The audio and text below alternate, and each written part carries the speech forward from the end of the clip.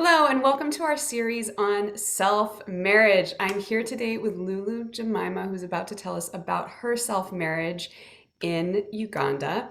And she currently lives in Kampala, Uganda. She married herself on August 27th, 2018, for two reasons: as a response to significant pressure from her community to find a husband, and as a way to raise money to continue her studies at Oxford University in the UK. Welcome, Lulu, and thanks for being here.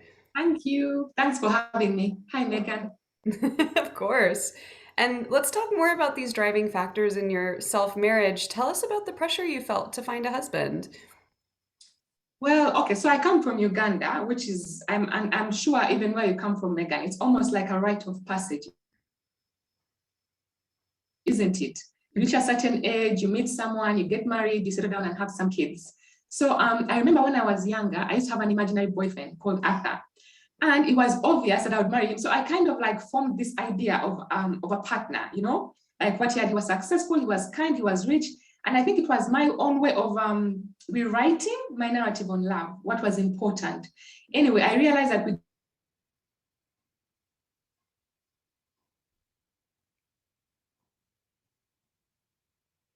dated every time. For example, I had a fight with my parents or had a crush on someone. Yeah, so I was dating Arthur. And what this taught me from a young age, or I realized later, is that I already had a definition of what love was. So I remember like in my 20s, I decided I didn't want to get married. And this was very controversial, not controversial publicly, but privately. Like every time you say that, your mom or your auntie will say, please don't put a curse on yourself. Don't say that. Like whatever you put out there is going to happen, right? So there was this idea of like, don't say that you have to get married. And I didn't understand why. It wasn't that I didn't want to, I didn't understand why. Because for me, the older I grew, the bigger the world became. I wanted to travel and do things. And, my friendships were closer than, for example, partner relationships.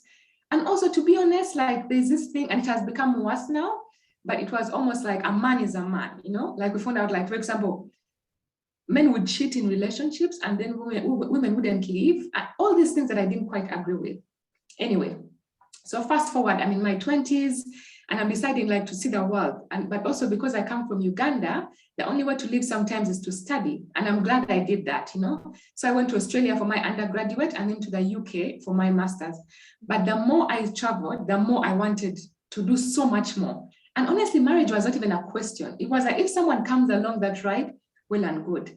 But I remember, so in Uganda, everyone will comment about you getting married. From the person at the shop attendant, you'll be buying sugar and they're like, oh, you're going to make tea for the husband. Oh, lucky you. Then when you say, no, I'm not married, and they're like, oh, no, don't worry about it. You'll get married eventually. Or we have these motor taxis, like you sit on the back of a motor taxi and someone's like, how was your day? Then I'm like, I'm tired. Oh, but you have to get home and cook for the husband. And it's always in these servitude roles. Then I say, I'm not getting married. Then I say to people, but I don't want to get married. And honestly, you spend your whole time like defending that decision. But why? Is it because you can't have children? Did someone break your heart? And I remember it was like, it's just too much. And at the time when I did the self-marriage, I was really like, I had gotten into the best program in the world, like me coming from Uganda into Oxford University. And then like, that's all I wanted to talk about. But then I didn't have funding. So I wanted to tell people about, like I was trying to find ways to fund. I had managed to fund for my first year, but not my second year. And that was the priority. So I'm telling everyone I meet, I'm like, oh, I'm trying to look for funding. And then they're like, but why are you studying too much? A master's for what? What will you do with a master's? But when will you get married? So it was my birthday and I was feeling quite low, I remember. And I was visiting a friend of mine, Karen. And then she's like, what do you want to do for your birthday? We need to cheer you up. Then I said, I just want to wear a wedding dress. So we laughed about it, but actually we had been having that conversation. Karen is like English, but she's lived in English German, but she's lived in Uganda over 10 years. So she understands the pressure. People are trying to find her like a Ugandan man. So I'm like, I just want to wear a wedding dress. And she said, this is perfect. So together, the narrative kind of grew.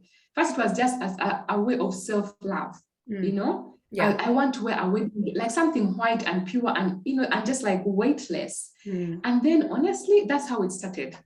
That was how the idea was born. Yeah. And so say more about how the idea came about. So you're like, I want to wear a wedding dress. And then was it your idea or her idea to turn it into a fundraiser to fund that second year of studies? How did that happen? Yeah. Okay. So I said I want to wear a wedding dress, and then she's like, you know what? that's going to be my birthday present to you. So we are talking about, you know what, it would be fun for everyone who's asking us whether we should get married. And then I said, you know what, actually, for my birthday, I'm going to marry myself, you know, and that was, I think it was, gosh, was it the same day or the day? No, that day, it must have been like the day before something. So I'm like, you know what, I'm going to marry myself. And then we laugh about it. Like, yeah, like it's kind of like in your face, isn't it? People who are asking us these questions.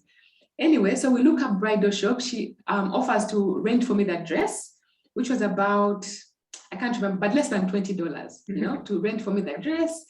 And then we go, and then I try on this dress. This whole time, it's a statement for myself this whole time. I just want to wear. And of course, because then she asked, where is it going to be? And a friend of ours owns a bar.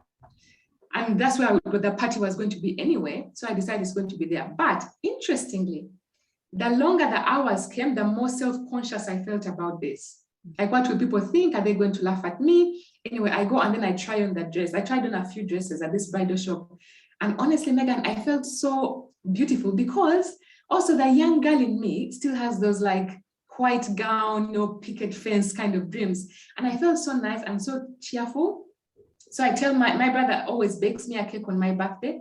I tell my brother about it. I'm like, I'm going to go, I want to wear a wedding dress and I'm going to marry myself. At this point, it's still just a joke. So my brother bakes the cake. That morning, every birthday, my parents pray for me. So I go, my dad wasn't around, he'd left. I tell my mom, I'm like, listen, because I knew she might find out. I'm like, listen, so I'm going to do this wedding. And by then it started to click about the crowdfunding, but it hadn't solidified. I said, I'm going to do this wedding and kind of marry myself as an idea and as a response to people asking me to marry myself all the time, but don't be alarmed, you know, in case you see the photos, because people put like WhatsApp status updates. Yeah. So yeah, that's how the idea came. Yeah, and the vows, that progressed as the day happened. Oh, wow.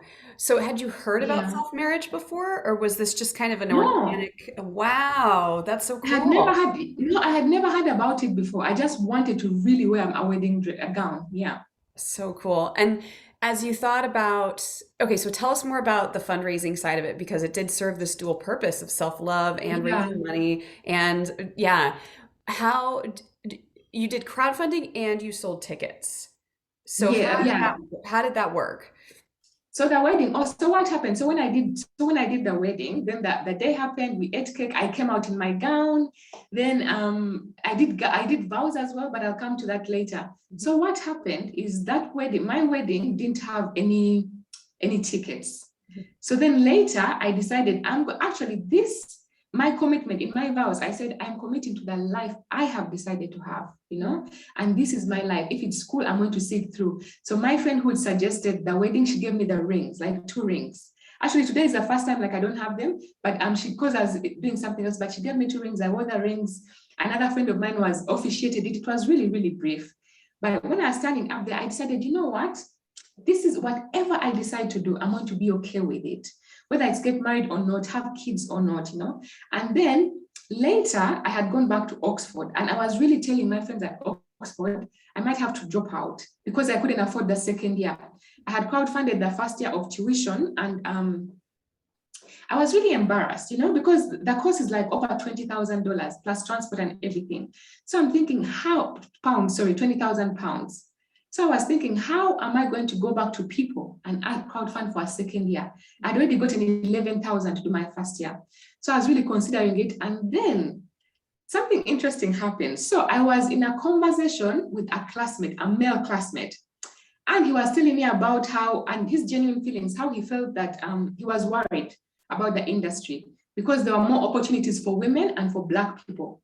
And I'm like, that doesn't sound right, you know? And I mean, he has a valid argument. And he was saying, look, as a white male, I want to be able to voice my concerns, you know, are things still equal? Anyway, so that night I went back to my room and I wrote the crowdfunder. So then I wrote it and I'm like, okay, this is what I want to do. This is what I have decided to do. Because I realized that all of us, male, female, whatever, we all have our anxieties and fears, and his was a valid one. You understand? Because what was happening, we are seeing more competitions for like people of color and white people, and he was really concerned about the world, you know? So I'm like, okay, so in a way we are kind of equal, but fighting different things. So anyway, I write the crowdfunder, and then So it became very popular. The first day it went up on Crowdfunder. And then a journalist called me from the Daily Mail asking whether they could make a story of it.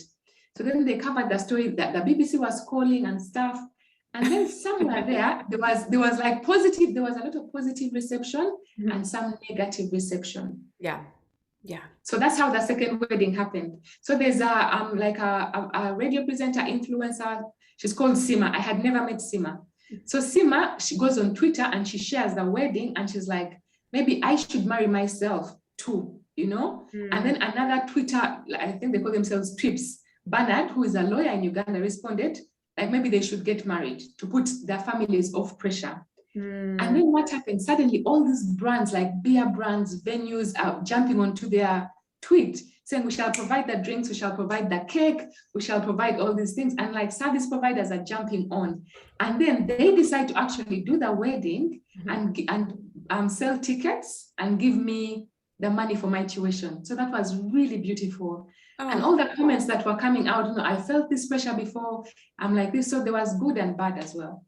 So it was, you got married twice. Like one was like a private little ceremony, and then the second one was like a larger event with like catered food and that sort of thing.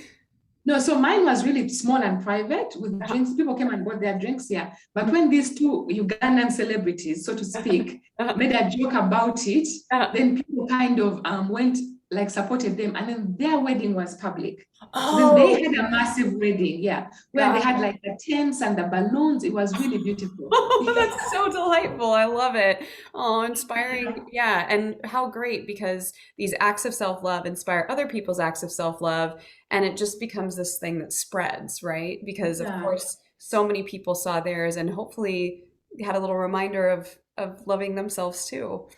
Yeah. So did your self-marriage actually help alleviate some of the pressure for you to find a husband from friends and family? Yeah, I think so as well. Because also what happened is then people were calling me on interviews and genuinely having this conversation, you know? Yeah. What is the pressure like? And actually what happened is because I had to defend that decision, not the actual wedding, but defend it for a very long time, for like 2 years. Because I became like, oh, that's the girl that married herself. You know, I'm like, yeah, actually, you know what? People don't ask me anymore. I mean, like strangers will ask. Even today, someone said, oh, like a gate man, where I've been going every day. He's like, oh, you've left early today. I'm like, yeah. He's like, oh, going to cook for the husband. And I'm like, no, I'm not married. But there's something about, he of course followed it up, but people needed to have these conversations. And they have been, and no one is asking when I'm getting married. Or what happens, they say, oh, but you already married yourself, you know? That's cool. Yeah. And how did you decide who to invite to that self-marriage that you did? So I decided to invite my very close friends, because also it was my birthday. So it was, I mean, they would have come anyway, I think, but I decided to invite like very close friends. Also the bar where the party was is where I used to go regularly. And that was a beautiful thing about it, yeah. So it wasn't like very closed off. So even the patrons started clapping, the waitresses were like cheering. You know, so it was, yeah. So basically, whoever was there was invited. Oh, I love it. Yeah, but I had about 20 friends, 20 close friends that I personally invited. Yeah. Was there anyone that you wanted to come but who couldn't attend? I think in hindsight, had it been as planned from the beginning, I would have actually loved my parents to be there and made it more formal, you know? I think, of course, they would have been maybe embarrassed and stuff, but I would have wanted them to be there and to see that the support, the love that went around, you know? Just like, you know, and yeah, because for me, what that did to me, it made me realize that I have a very good support network that will hold me and support me through anything. Whether it's a crazy self-marriage, whether it's getting money for school. And I think it would have been beautiful for them to see that.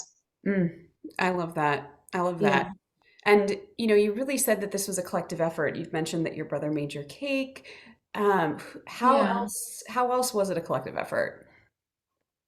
Well, I had a friend who was visiting the country. She did my makeup. By the way, I had never done makeup before that. That's another thing. Well, I had, but like lip balm. But she did my makeup and I felt so beautiful. My dress was wet that day I got it. By the time they delivered it, it was a bit wet. Other friends hung it out in the sun to dry. The friend who owns the bar gave me like free drinks, you know. People were joining the table, guys were coming. It was really like, yeah, it was really nice, you know. A few people, of course, were looking at me like, what is she doing now? But even then, I was so much covered in love. Mm. And Yeah. I'm really excited to hear your vows. Do you have them? Will you read them to us? Well, I said the vows were really short. So I got up I got up with my friend and said, Lulu is going to speak now. Then I say, you know what? I vow to stick through this life, to stick this life through. And I told myself, whatever I decide to do, however way I decide to do it, this is the life I have chosen, and I'm going to commit to it. That was it. Oh, Yeah, like 3 lines. Yeah, that is gorgeous. How did people respond? they clapped and cheered and hooted and like drinks were poured. Yeah, it was really lovely actually. And you left the ceremony on the back of this motorcycle, which had the cans, you know, the classic just married experience. Where did you go after you married yourself? So basically what happened is because so by that time everyone was so committed, right? And then they're like, hold on, but the bride and groom normally live in a car with those things. So people collected tins around.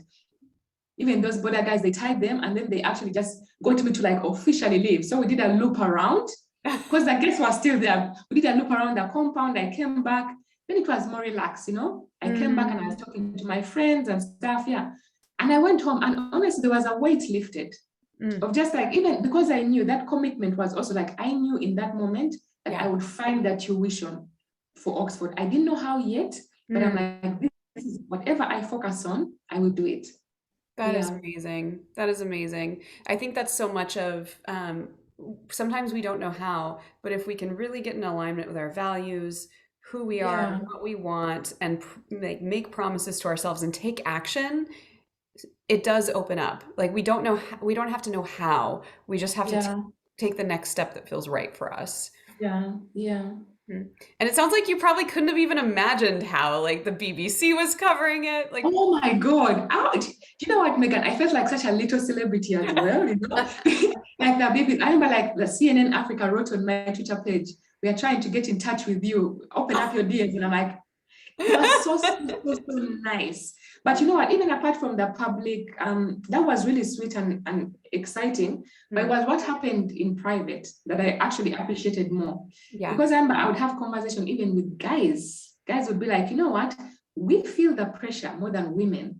And that's something I had never thought about because for them, they feel the pressure to get married and provide, you know? yeah, And this guy told me a beautiful story. He said he was the firstborn in his family.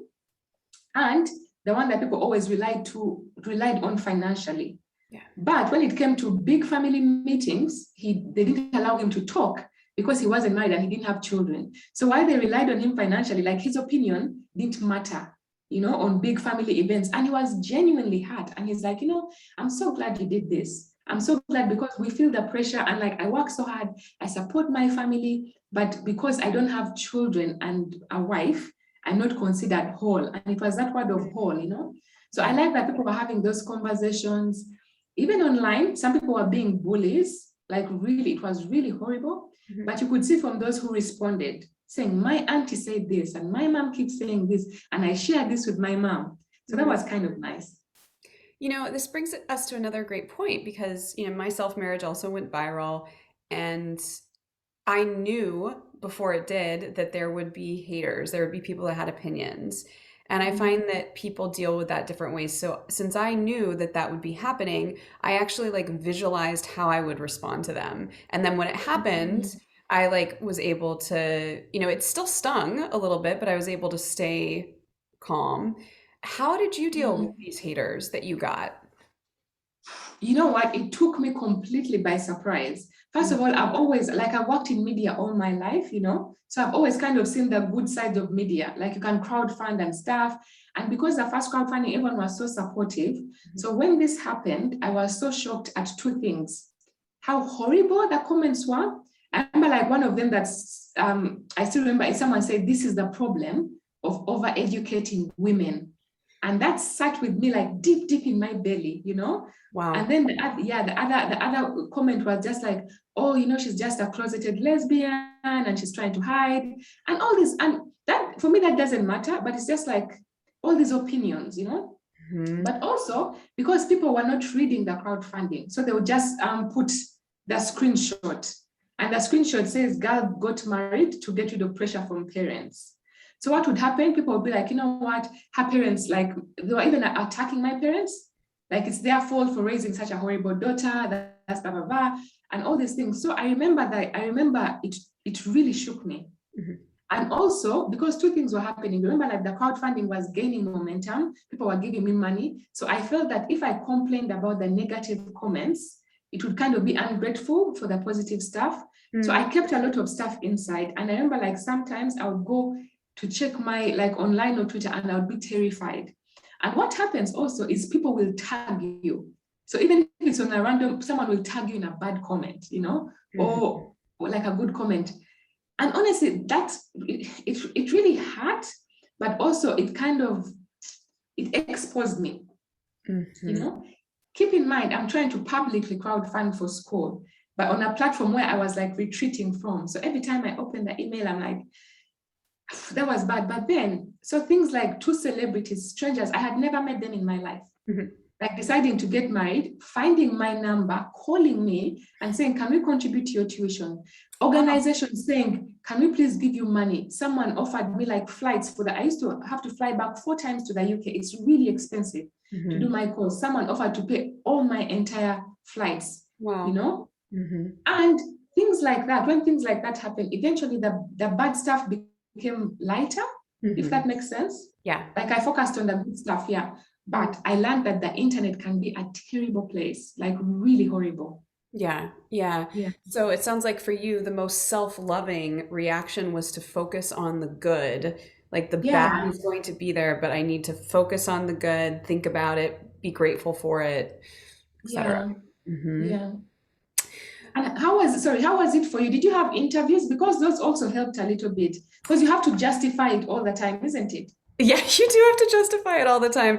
Yeah, from the people that know me the best, no big deal. You know, they were like, "Oh, like Megan is doing another innovative avant-garde thing, right?" Which was not the point of self-marriage, but it happened to be.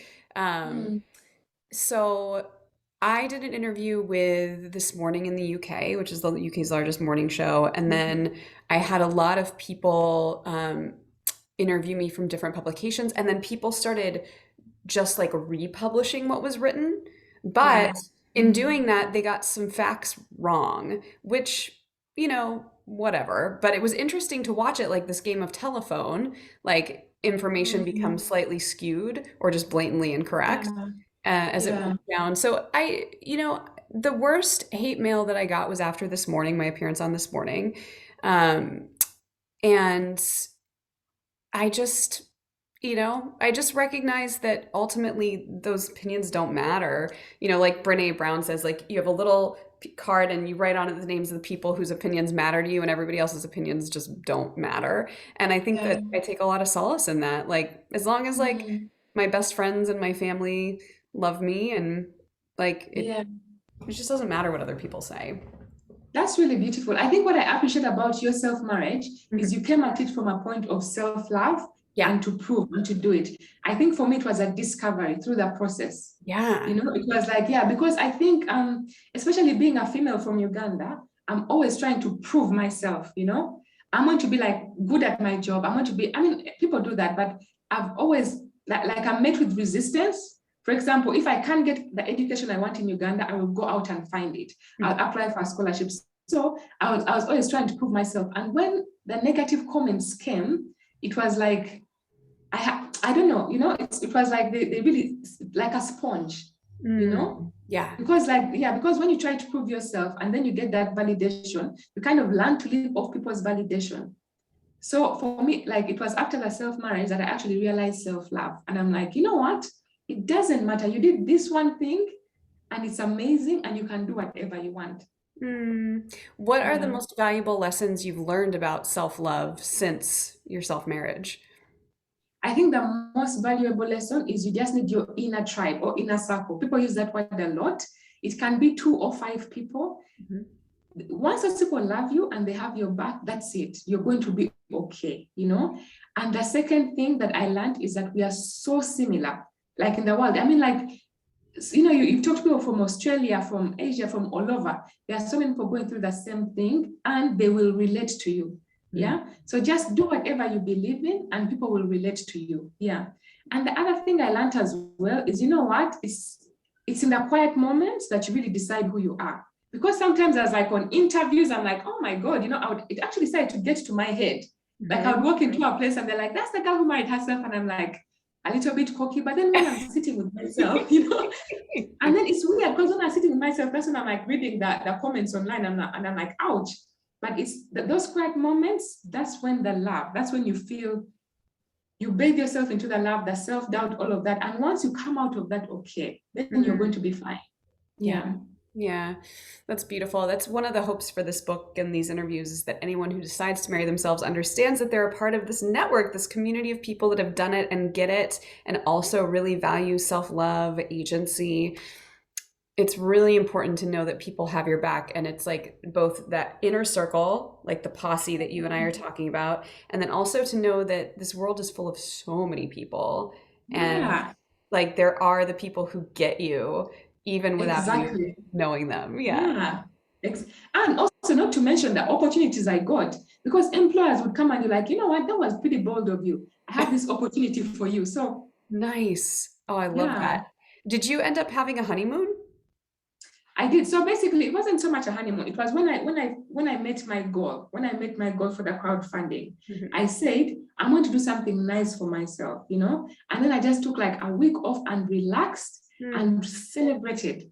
I was Yeah. like, you know what? You did this and you managed, you know, Yeah. not just to do the self-marriage, but to go through the publicity, to go through the crowdfunding. You're going to finish in this amazing university. Yeah. And it was Yeah. really, really nice. Yeah. I love that. Yeah, it's like we don't always have to pack our honeymoon. Like we can just relax on our honeymoon because Yes, that's and what we own need. it, you know? Mhm. Yeah. So, how did family and friends respond to you marrying yourself when it was all said and done? Ah, okay. So family and friends is really interesting because with my family, it's that thing you talked about, like with the reposting and resharing, the story kind of gets changed. Hmm. For me, it worked to my advantage. I remember when I got the call from the Daily Mail, the journalist was on the phone and he was like, so tell me about the pressure to marry. Like, so tell me about marriage in Uganda. Then I said, there's a lot of pressure. My dad wrote my wedding vows when I was 16, and he did. And there's nothing more my parents would love to see than me getting married. Because for them, it's like, I understand it, you know, because it's like security for them, it's safety. It's like, you know, she can have someone to take care of her. Hmm. And because they have that, they've seen that it's the only way they know that it works, you Yeah. know? Yeah. So, and my mom would always pray for me to get a husband. But when the article was published, it came out, girl marries herself to get rid of parents' pressure. So what happened, Mhm. it kind of turned the spotlight on my very, very loving parents and very supportive parents.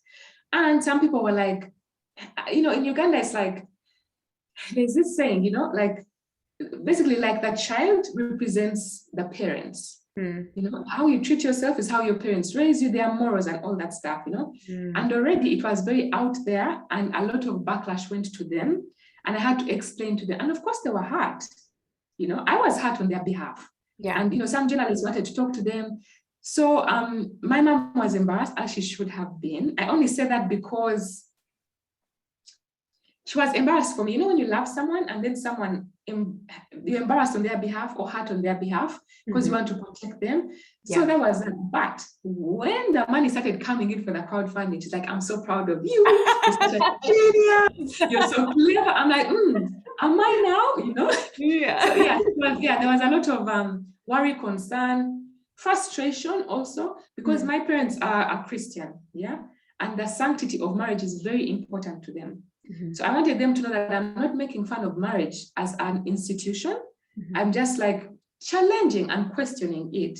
So for them, it's very like, you know, marriage for them is two people come together before God, and that is very, very important to them. So I Mm. had to explain that to them. Friends loved it. They're like, oh my God, I was here and someone was talking about you, or this and this happened, or people are asking me. Yeah, if you have good friends, it's very important. Yeah. And you said that some of the friends like some of your friends didn't support it and it actually made like weakened those relationships. Yeah, I remember there's a couple of friends. I've since forgotten about it, but then they were on the wedding day, Hmm. and my brother was walking me down the aisle, and someone was taking a video. So their comments, which I won't repeat, were just like kind of caught on camera. Was just Hmm. kind of like, oh my God, why is she doing this? Kind of like attention seeking. I don't remember, to be honest. It's been a long time. Uh-huh. And I decided not to have them in my life. Now, I don't know if that was the right decision, Hmm. but it was just like everyone was happy. And Yeah. for like a few, people not to be happy, it was just, yeah. But also there's also other friends who genuinely care about me. And they're like, oh my God, Lulu, you like attention so much. Hmm. Like, why are you doing this? Because they know it's fine as well. Yeah. Yeah. Yeah. Well, I think that oftentimes when we have these pivotal moments in our lives, it's clarifying. And Mhm. what I like about your story is that sometimes you do need to set a boundary. And if Yeah. people don't respond to it, and that's not to say that the boundary can't change, or that you can't like make a mistake, like, oh, maybe that was not the right decision, who knows? But I love Mhm. that you were able to set a boundary for yourself and that it did clarify who you wanted to bring closer to you based on how supportive Yeah. you were. Yeah. Yeah. What did you learn about yourself through the self marriage experience? What did I learn about myself? Yeah. Mm, I think I think I learned that sometimes you don't have to fight alone, Mm. Like sometimes a friend can hire for you the dress, another friend can do your makeup, another friend can put it at his venue, your brother can make a cake. Sometimes as women or as people, we are so used like, I want to get this and I want to get it and I have to get it, that we forget that Mm. there are people around us who will support us. Yeah. And then another thing it taught me is that, so what happened after my self-marriage is I kind of became very shy around the internet, and I work in media. So I would only post relevant things. I decided to like check what I comment, like what I post. Is this going to be received well? So I had to unteach myself that. I'm like, look, it doesn't matter. It doesn't matter whether you post something nice or bad, people are going to receive it however way. And I had to train myself to come out of that because it was affecting my work. So Mm. basically, like, opinions, people will talk about you either way. Even if you're so good, they will find something or they won't talk about you, which is just as bad, actually. So Yeah. yeah, so it's good to it doesn't matter. It doesn't matter. People will forget. Mm. Yeah. Yeah. Well, what would you tell someone who's thinking about marrying themselves and they feel a little bit nervous or afraid? What advice would you give them? Okay. So I would tell them the fact that you're afraid and nervous, means that you're doing something brave, you know? And that's what marriage is. Whether you're marrying like a person, a husband or a wife, you're taking a brave step with someone. You're saying, you know what? This is risky. I don't know if they'll love me forever. I don't know if they'll be there for me forever, but I want to marry them. Now, you're taking that same risk with yourself. Yeah. And you might not even guarantee, you don't have the same guarantee. You might not always love yourself. You might not always think you're beautiful. But if you just take that bold step and you're like, you know what? I'm going to take care of myself. Because as people, sometimes we take care of others more than we take care of ourselves. So just take a chance on yourself. It doesn't have to be big. It doesn't have to be in the papers. You don't have to wear like a big wedding dress, but commit to yourself because no one will take care of yourself the way you will take care of yourself. And we need to remember that. And that's what marriage is. It's a commitment between two people, and that can be between you and yourself. Mm. Well, thank you Yeah. so much, Lulu, for this beautiful interview. It's so amazing to hear more about your story. Thank you, Megan. Thank you.